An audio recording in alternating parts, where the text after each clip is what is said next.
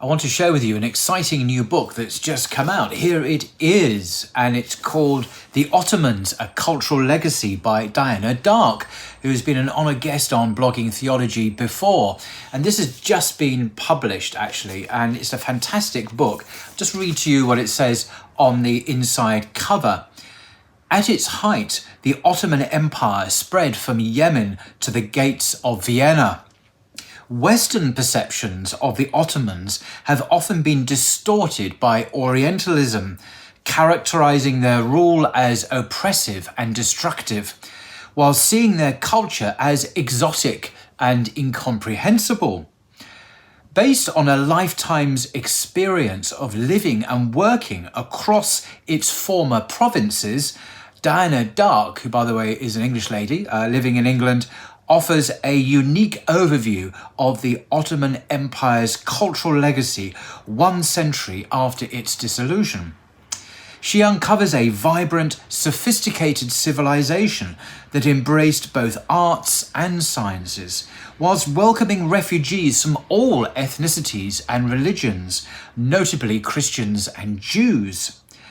Diana Dark celebrates the culture of the Ottoman Empire, from its aesthetics and architecture to its scientific and medical innovations, including the first vaccinations. She investigates the crucial role that commerce and trade played in supporting the empire and increasing its cultural reach, highlighting the significant role of women, as well as the diverse religious, literary, and musical traditions that proliferated throughout the empire. Beautifully illustrated with manuscripts, miniatures, and paintings and photographs, The Ottomans, A Cultural Legacy presents the magnificent achievements of an empire that lasted over 600 years and encompassed Asian, European, and African cultures, shedding new light on its complex legacy. Now, there are 149 illustrations in this book, and you're really going to have to get it to see for yourself. Beautifully illustrated. But I want to just focus on one subject. I could have focused on literally one of thousands of possible subjects. But it's the subject of coffee, which is of universal interest, I think.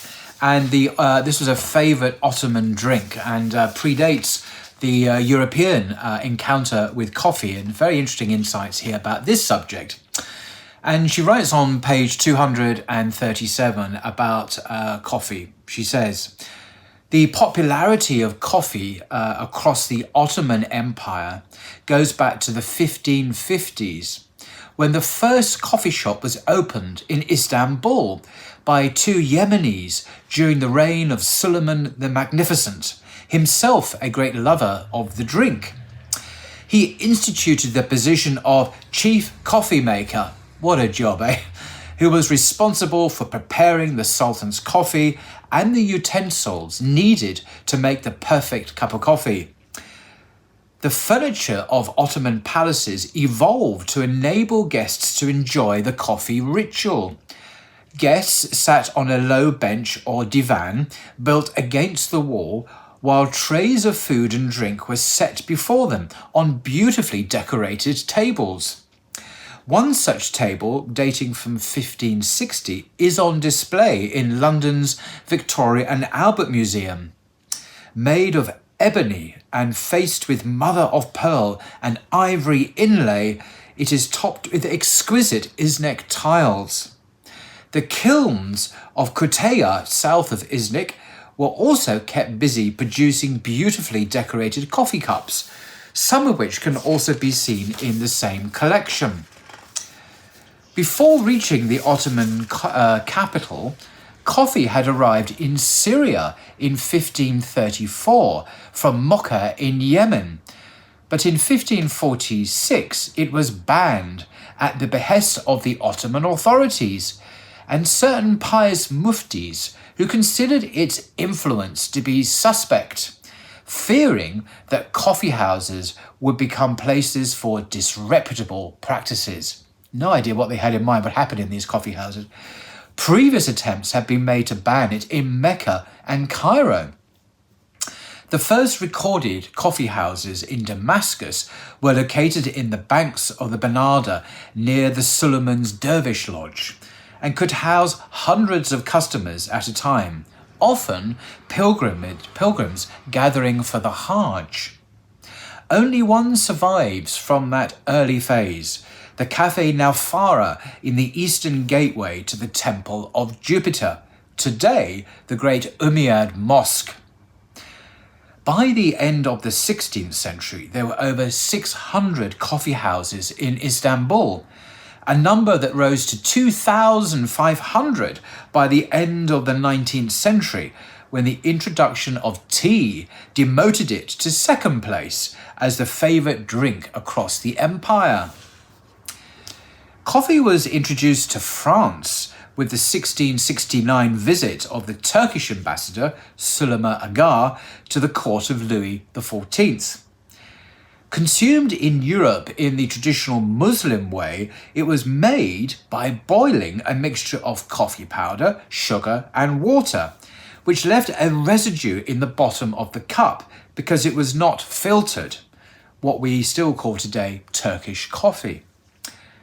Coffee reached the Austro-Hungarian Empire in 1683, following the siege of Vienna by a huge and well-equipped Ottoman Empire under the command of the Grand Vizier Kara Mustafa. After months of bombardment, and just as the fortifications of the city seemed to be giving way, the siege was lifted owing to the arrival of forces under Prince Sobieski of Poland and Charles, Duke of Lorraine. In a remarkable reversal, the besieging Ottoman army was routed and its entire camp captured, including almost all its armaments and provisions. Viennese officials were amazed at the copious amounts of material and foodstuffs the camp contained, especially the, quote, prodigious stores of victuals.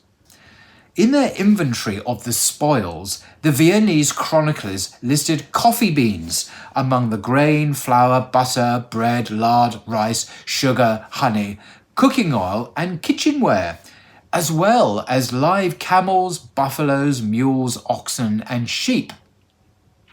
The starving Viennese must have feasted for days. One Polish officer was rewarded for his bravery in undertaking dangerous espionage during the battle with bags of coffee beans, which no one had any idea how to use. The officer was said to have been an Ottoman prisoner for 2 years and therefore knew what to do with them. He was able to sell coffee to the Viennese citizenry, giving them a taste for the distinctive drink. The first actual Viennese coffee house was not opened until 1685 by a canny Armenian merchant who had applied for and been granted the sole privilege of preparing and offering for sale the Oriental drink for a period of 20 years. Thereafter, the sale of coffee remained carefully controlled in that city, so by 1729 there were still only 11 licensed concessionaires. A Turkish merchant in 1650 was the first to bring coffee commercially into the United Kingdom, selling it in a coffee house in George Yard, Lombard Street, here in London.